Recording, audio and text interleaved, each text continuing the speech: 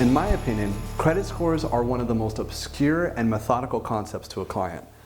I've actually had clients tell me something they swore would help their credit when in fact it was the complete opposite. One of the many examples I have is when I had a client tell me that he never fully paid off his credit cards because paying interest helped him get a better credit score.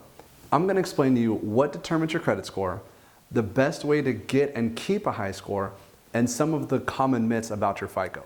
First, let's go over what determines your credit score. There are 5 main factors. Coming in at about a third or 35% of your overall credit score is your payment history. Being late on any bills, or even worse, having them go into collections, is the easiest way to drop your credit score. The good thing is that if you've always been on time and for some reason you forget to pay bills one month, it won't impact you too much in the long run. Initially, yes, it'll drop a bit, but after a while it just fades away and your FICO score regains its original strength. The second largest factor is at 30%, which is the amount of money you owe. If you have 5, 10, or even more credit cards and they're all maxed out, it shows you're a high credit risk because you can't seemingly pay your bills off. Length of your credit history comes in at 15%. Ideally, you want 7 years or more, which is considered perfect for your credit history. Finally, at 10% each is new credit requests and type of credit mix in use.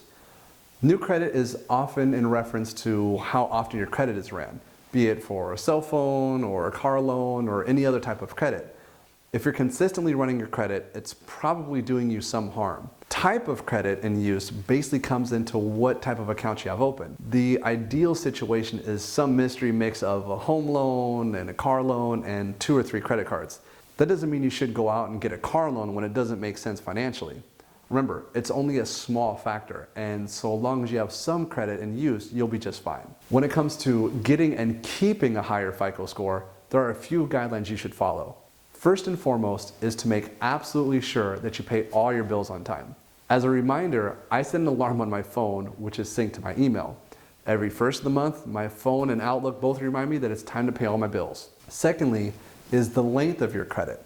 Ideally, you want 7 or more years of credit history. Finally, you want at least 2, but no more than 4 credit cards with really high limits.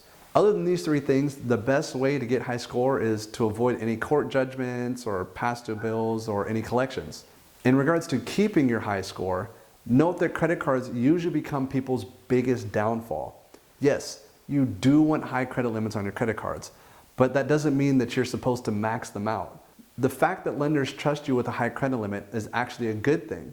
The key is to never have more than 25 to 30% on one single card. For example, if you have 3 $10,000 limit credit cards, you don't want to have one card with $9,000 on it and the other 2 with nothing. Technically, you don't want $9,000 of credit card debt at all, but if this is your scenario, it's better to have the $3,000 spread out on each of the 3 credit cards. This makes it seem like you know how to handle your debt more efficiently. Now let's debunk some of the myths we all commonly hear. First, having to pay interest because you did not pay off your credit card in full will absolutely not help your credit score. Again, it is the debt to credit limit ratio. That will be taken into consideration. Second, that Best Buy payment plan that you've never been late on is going to help your credit score. This is, again, completely false.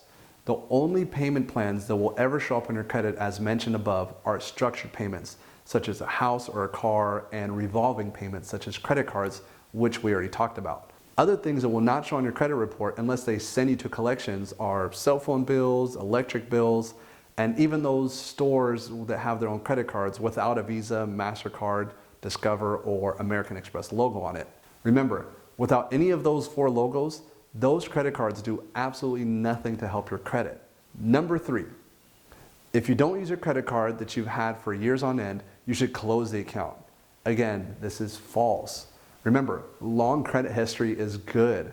You especially don't want to close on this unused credit card if it has a high limit. In fact, you should probably use it once every few months on something very minor, such as socks or gas. Just make sure they don't close it due to inactivity. Remember, your FICO score is your reputation to the financial world. Guard it with your life. Just because you have a lower credit score doesn't necessarily mean you won't ever be able to get a loan for anything. But having a better credit score will almost guarantee that the same loan will be easier to finance and it will be much, much cheaper, saving you thousands to tens of thousands of dollars every year. Now that's good to know.